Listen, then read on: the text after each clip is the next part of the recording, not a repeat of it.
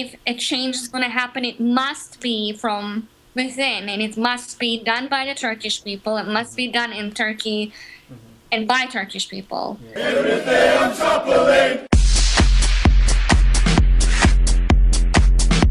How are you doing? Good. It's been, 3 weeks now? I think we've been kind of eating and drinking and thinking and talking all about this, nonstop. So If you could explain what's going on in Turkey right now, and just, I guess, what are the motivations behind these protests? what's happening in Turkey?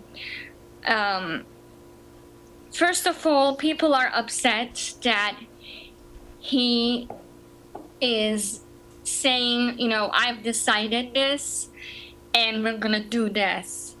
On many of these things that are bothering people, that's his statement that I have decided and I'm going to do it. And it's just, this is such a statement that in a democratic country, you just won't hear a prime minister or president in the U.S., I suppose, even if this is the truth, you wouldn't want to hear this from someone. So the little things that people have been talking about from in Turkish Airlines, hostesses being banned from wearing red lipstick to Prime Minister kind of, casually mentioning, everyone should have 3 kids. And then, oh no, 3 is not enough. Everyone should have 5 kids. Are they creating laws saying that people have to have kids, or are they? No, there are no laws being, enacted or anything. But that just sounds silly now. But perhaps 2-3 years ago, if you ask anyone and said, would they ever ban, sale of alcohol after 10 p.m.? Like, oh no, that's silly. That's not going to happen in Turkey. Because a lot of people, I guess, from outside, they think of Turkey as an Islamic country because it's like 99% Muslim. But we are a very secular country, or that's our background. I'm talking about the Turkish Republic. I'm not talking about from Ottoman Empire, but, so, and we culturally like to drink, and it's not about, like, we're not a bunch of alcoholics, like, Erdogan called us, but people have a social pastime about it. You sit down and have food, and it's slow thing, 2-3 hours. You'll sit at the dinner table on a summer night and have raki, which is our national drink, which Erdogan said, oh no, it's not our national drink. Our national drink is ayran, which is a yogurt drink. Basically, you just dilute the yogurt with water, with a little bit of salt, and I mean, ayran is a good drink too, but I never heard of it being our national drink until, this year that Erdogan came up with it. So, Solid. So it sounds like there's been just this this continuous, like, encroachment of, like, inch by inch by inch by inch. They've been this administration has been encroaching on the liberties of the people. It sounds like it's been like death by 1,000 cuts. And so, like, the protests in Taksim started around a public park. And so, I guess, could you talk about that and just, like, the privatization of public space in Istanbul over the past 10 years and how that's led up to, like, this being a flashpoint? I'm not a historian, so I may have, I'm just going to kind of brush over the historic facts. But Sure.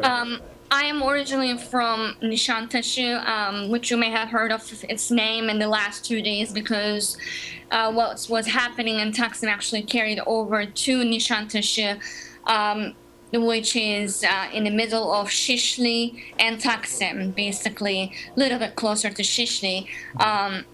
The events were, like, people were walking from Şişli to Taksim, vice versa, but never really coming into Nişantaşı because think of Fifth Avenue in New York, where you have, all these brand name, luxury name, that's what Nishantashi is.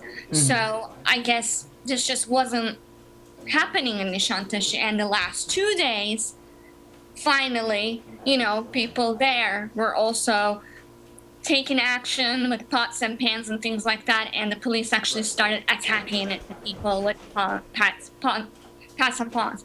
So, what was I saying? Okay, so the Gezi Park, I'm from Nishantashi, so I know very well, I know this area very well. To be honest, Gezi Park wasn't even this, it wasn't even a big deal, I mean, people kind of mentioned Central Park in New York. How would you feel if they put a mall in Central Park? But it wasn't even like a Central Park, but it was a park, and it was a historic park. As long as I've been alive, it's been there. And to what I have learned from the history of it, it's been there for about 70, 80 years or so. Before it, there were military barracks from the Ottoman time, and these military barracks were the place where a revolution, I guess Islamist revolution, kind of happened or initiated from. So it has kind of a shady memory too. People were like, why is Erdogan trying to, rebuild this thing that actually was a start point of something not so bright, or good. So there was this military barracks, and they were partially already demolished. So in the end, the government at the time demolished it and made it into a park. And the way Taksim Square is right now, it's very open. And the way I think the square should be, we have the Atatürk statue in one focal point, and then we have the Atatürk Cultural Center on the other end of it, where we have the opera and theater and all these, cultural events do take place. And in my childhood, basically, I would go there to listen to the, Philharmonic Orchestra, etc. It's a great place where you can, come for cultural events. And on the other, if you think about it as a triangle, on the one end of the triangle, we have the Gezi Park. I think we need trees in Istanbul more than buildings, because we have just, in the last 30 years or so, I've never seen Istanbul green. My mother has seen it green, but I, since I was born and I'm 5-10 years old, there were already, overbuilding of buildings. So why cut down this last park in the, it's a part of this beautiful square, and build an old historic building? It's not even going to be historic. It's just going to be a new building in the shape of this old military barracks. And he said he was going to put hotel residences and some. At the beginning, he said it was a mall, and then in the end, they turned it around and said, "Oh no, it's not going to be a mall. It's just going to be a couple shops." So he said. So I didn't realize that the building was going to be built in the same shape as the military barracks that used to be there. So is that like part of the offense as well? Is that because the military barracks had has that shady history attached to it, that is that that he's trying to advance towards back to that not so good old days? Well, I don't even think the mainstream young people actually knew about the history of this. Or let me just speak on my own behalf. I did not know. I just learned after this thing happened. I think I watched the videos of the beginning of this thing. It was very simple. There were just few very devoted environmentalists who were there just for these trees. That's been there for 70 years, a tree doesn't grow that quickly, before you cut it, you should think about it. I know they said we weren't going to cut them, we were going to remove them and put them somewhere else, but to be honest, I don't know about that. Yeah. Like where? So these people were there solely for these trees.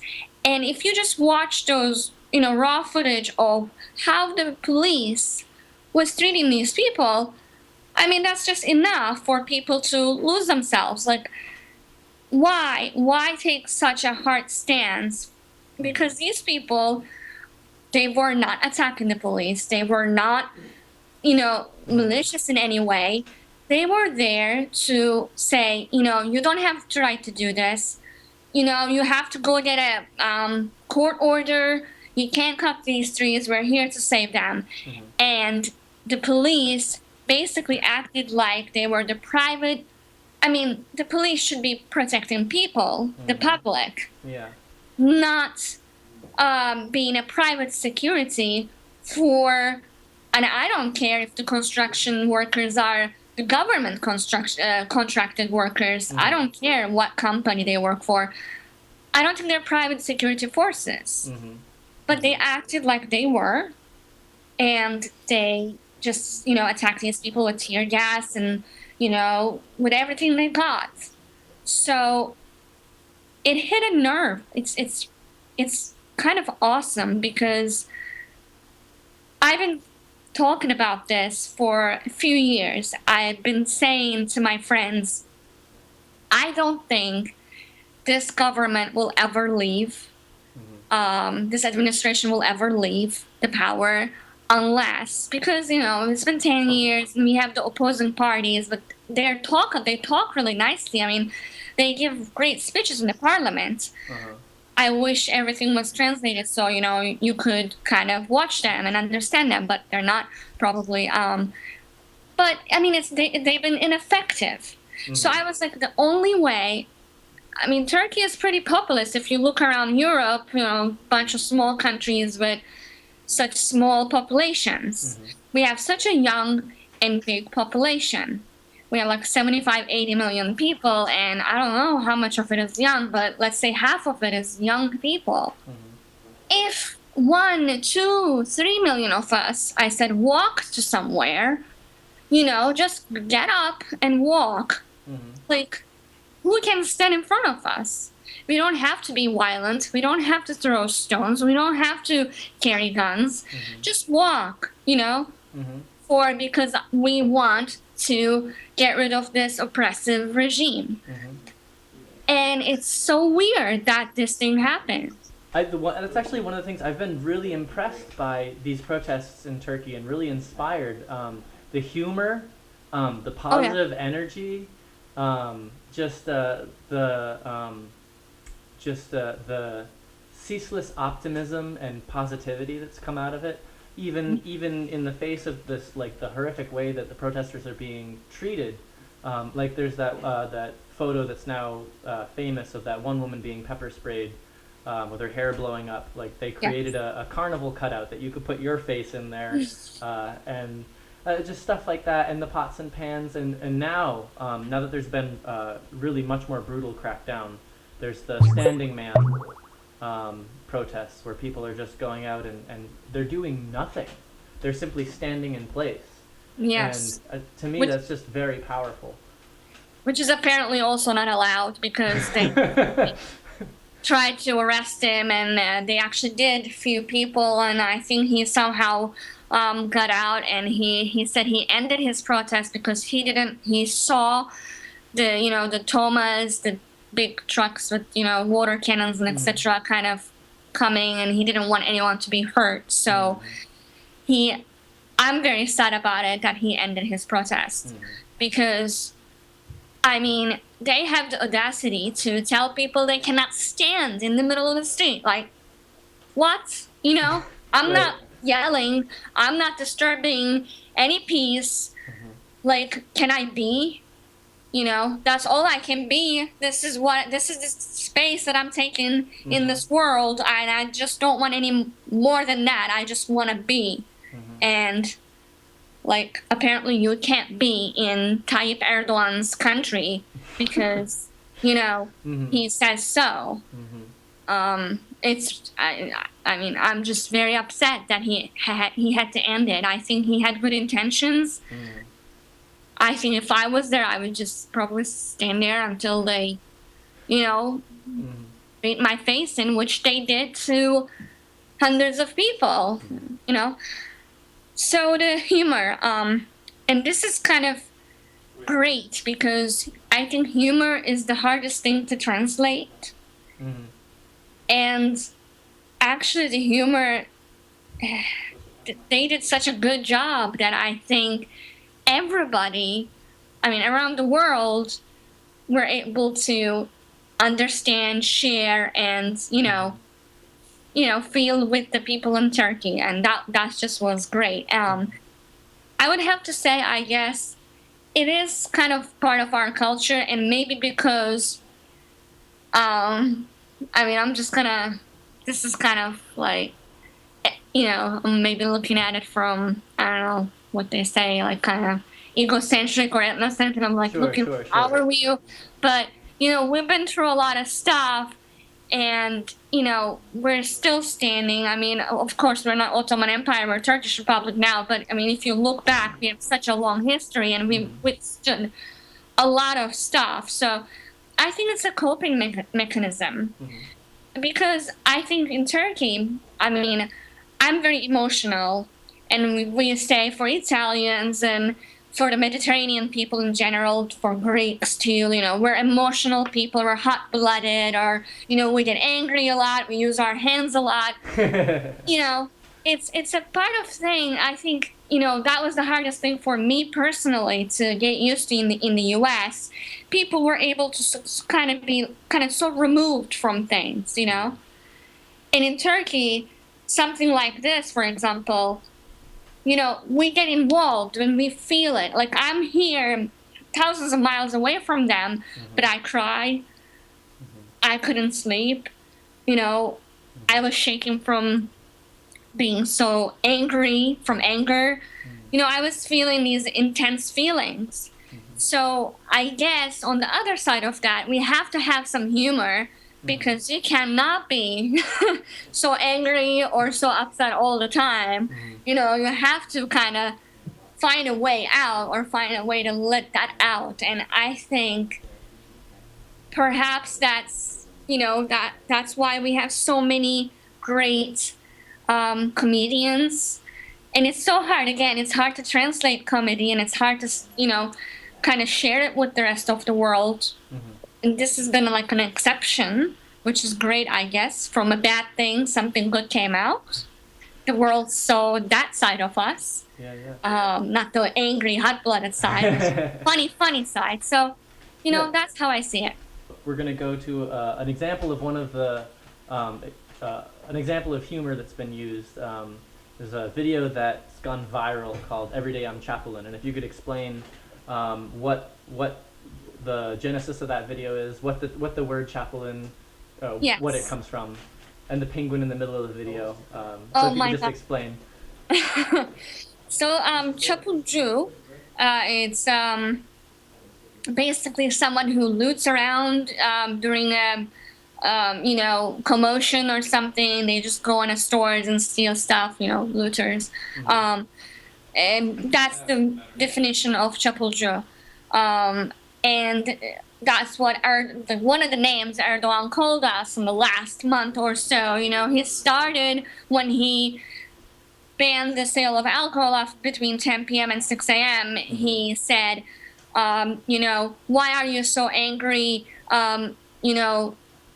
Because I'm changing a law that 2 drunkards has put in place, and those 2 drunkards, although he didn't say it, who they were, people were like, okay, it's Atatürk, and anyone from his administration, or people said it was İsmet İnönü. You may not be familiar with that name.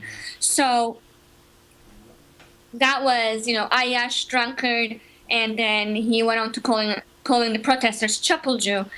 And then people actually, instead of taking that as an insult, which it is, we were like, all right, we're being like this, we're doing the right thing, and if doing the right thing makes us çapulcu, all right, we'll roll with it. Hazır mıyız? Hazırız.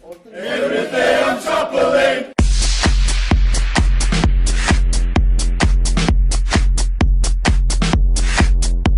that.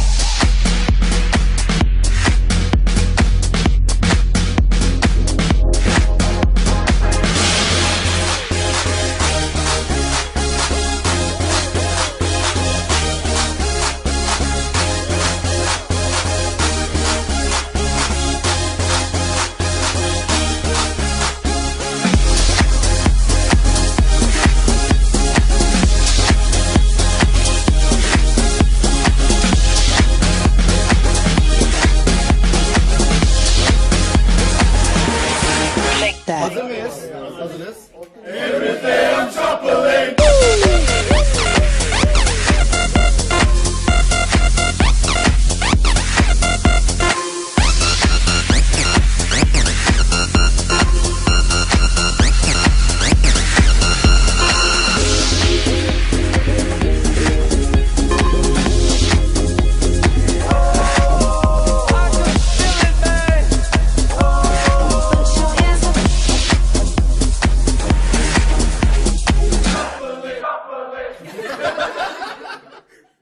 Could you explain the penguin in the middle of the video? Yes. Penguin. So when all these things were going on, unfortunately, let me say, 90% of the media, of the TV channels, are owned by people who are close to the AKP administration, or people who have been made into submitting themselves to the AKP administration, because when they were, when they were making news against AKP, they ended up being fined with these mysterious tax fines and things like that in millions of dollars. So in the end, all of the media almost, they just kind of, they cannot give any news that is against the administration. They're afraid of it, So CNN Turk, which is a Turkish version of CNN, they were showing a penguin documentary when, like, the heatest time of the protesters, the police attack against protesters. When that was going on, there was nothing on the TV, and CNN Turk was basically given this really, the penguins are walking, they're making, they're getting ready for the winter, blah, blah, blah, blah, blah. So, for like 2 hours, people were, and my friend said that they actually were calling CNN Turk, and they were saying, "Oh, can you please show that documentary again? I was outside and I couldn't, I missed it. I want to see it again." Because I was at the protest. Yeah. So So you've been organizing solidarity protests in DC at the Turkish consulate. Yes. How have those been going? How's the response been? Well, the thing is, I think I have to New York City, because they've been doing a great job up there. I used to live there, so I wish I was there now to be a part of their protests. We have a relatively smaller community in DC, so it's kind of limited compared to like what New York is doing. But there is a group of people who organize the meetings in front of the White House, and that's been going on every weekend. We just did our walk. So we did a march. We gathered in front of the White House, and then we marched to the Capitol just yesterday, and that was pretty cool. So that's what they've been doing. But I wanted to do this in front of the Turkish embassy because while, I'm an American, I understand that they want to be in front of the White House to kind of have their voices heard by the American public and all the tourists who are there to see White House. I want to show my reaction to the Turkish government because I think it's great that we're, that's what I'm trying to do by talking to you right now, to, kind of explain to you what we're about. But if a change is going to happen, it must be from within, and it must be done by the Turkish people. It must be done in Turkey and by Turkish people. Yeah. You know, I'm completely against any international, you know, I mean, support is fine, but, you know, no interference. You know, we don't want any kind of wars coming into Turkey from outside. So Yeah. that was my point. And there was, it's kind of smaller. We met, our first protest was on Monday, June 3rd. It was the first Monday right after the, you know, the initial part of the protests. It was good. We were there. We showed our, you know, our stands there. We were about like 15 people. It was not a big crowd, but there's a small space, and there is a small road there, which I think shouldn't be blocked because it's on people's commuting way. It's a commuter way for people going in and out of DC, and our traffic is as worse as New York probably rush hour. Yeah. So, but in any case, then afterwards we try to have like an ongoing protest. Whoever can show up whenever, just show up. Basically, I showed up there by myself a few times with my signs, and actually over the weeks I've been there like 2-3 times, and people been honking and showing their support more and more and more. Even though I'm just one person, that's just kind of was a nice thing to see that's happening.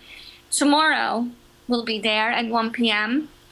To show solidarity with Duran Adam, the standing man. But, you know, he won't be standing there. But there are a bunch of people standing in Istanbul in different places, I think. And also in Europe, I saw one in Germany, one in London, so like in front of the Turkish consulates. So I think, you know, even if he's not the original standing man, may not be there, but hey, he, you know, kind of infected us with the, you know, the standing man syndrome. So, you know, I'm curious to hear what Erdogan's going to call us now, you know, the standing man protests. I don't know. It's www.facebook.com/DC Occupy Gezi. There's also another group that opened last week, I think, and that's Occupy Gezi DC. I guess we somehow, you know, they just somehow ended up opening one, which is fine. You know, the more the merrier. We have about the same amount of membership. It's not too much. It's about 200 people. Oh, wow. Definitely the more the better. So either one of us, DC Occupy Gezi or Occupy Gezi DC. And the other ones, if you just search on Facebook, just put, you know, Occupy Gezi New York. It just pops up, basically. Or you can come to our page, and we have the links. I'll actually repost that, so it will be up top. Excellent. And the main ones in Turkey, just, you know, again, search for Occupy Gezi, Occupy Taksim. It pops up, and they have thousands of followers, so that's great. On Twitter, it's very active. You know, when something's new happening, like tonight was the standing man hashtag, because you could see all kinds of tweets about him. So basically, you can follow us on Facebook and Twitter because the media is not doing their job. And Ustream is also great. It's kind of more difficult for non-Turkish speakers because, you know, I do the area names and it pops up when there were more protests. Of course, I don't know now, you know, probably less. But people were streaming from their phones or whatever. Little footage over here and there. Like when that Israeli artist, the pianist, he did about like 11-12 hours of playing. That was fantastic. Yeah, it was. He was in the middle of Taksim Square, and it was just so peaceful. I mean, I don't know like how he did that 12 hours of playing piano. I mean, I never played a piano, but I just can't imagine. And it was raining, and you could see people were like with umbrellas over him and over the piano, and they were bringing food and water. It was just great. The way the people just help each other, and these people don't know each other, you know. And Istanbul is not a small town, so you don't say hello to each other on the street, you know. So it's a big thing when people start being kind to each other, so organically. It's just. And one more thing, Sure. you know, in any other time, like New Year's Eve and things like that, you go out to Taksim Square where a lot of people there, women would be kind of sometimes be bothered by some men, you know, because there would be maybe, you know, some verbal or sometimes some physical, you know, things going on towards women. And then, you know, as a woman, I always think about that when something's going on in Taksim. I'm like, oh yeah, I want to go there, but I really don't want to be holding my butt around, protecting myself, you know. These protests, these protests, over what 20 days, women were reporting. No one touched anyone. Like it was just a complete respect for each other. Everyone was kind to each other. And I mean, that's just kind of shows that people came together, good people came together.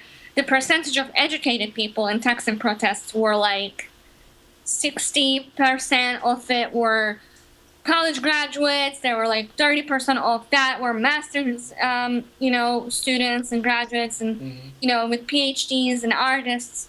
So like a great group of people, and everybody from the uneducated to the most educated, everybody was there for that one purpose, and everybody came together as people respecting each other, men and women, young and old. And from these, you know, communists and nationalists and, you know, these groups of people who could not stand each other normally, like they would be just, you know, going at each other. And like soccer in Turkey, it's a huge thing. Yeah. You know, Fenerbahce and Galatasaray and Beşiktaş, the Çarşı fans, like they would be, you know, I mean, there were some stabbings and things like that a few weeks before the protests, you know, and they all came together for this. They were hugging each other, and there were no problems between people. It's a beautiful thing. Cool. Well, thank you so much for spending the time to talk with me tonight. Sure. And I'll try to get this video up tomorrow morning. Sure. Hopefully I'll be able to talk with you about the victory. Hopefully, maybe many months or maybe some few days. You never know, but I think people are not going to let this one go.